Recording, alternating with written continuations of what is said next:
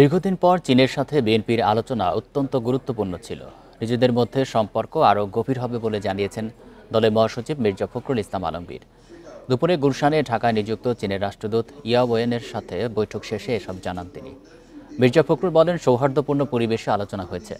BNP দীর্ঘদিন পর রাষ্ট্রদূতকে পেয়ে আনন্দিত। বাংলাদেশের জনগণের প্রতি তাদের যে কমিটমেন্ট তা অব্যাহত রাখবে। এ সময় চীনের রাষ্ট্রদূত জানান, বিএনপির সাথে বর্তমান রাজনৈতিক পরিস্থিতি নিয়ে আলোচনা হয়েছে।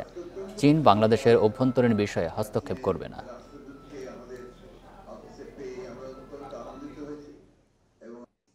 আমাদের চেয়ারম্যান দেশনেত্রী বেগম খালেদা জিয়াকে তারা গ্রিটিংস দিয়েছেন, অভিনন্দন জানিয়েছেন। আমাদের ভারপ্রাপ্ত চেয়ারম্যান তারেক রহমানকেও তারা একই সঙ্গে গ্রিটিংস দিয়েছেন এবং তারা মনে করেন যে বাংলাদেশের জাতীয়তাবাদী দলের সঙ্গে চীনের কমিউনিস্ট পার্টির সম্পর্ক দৃঢ় থেকে দৃঢ়তর হবে।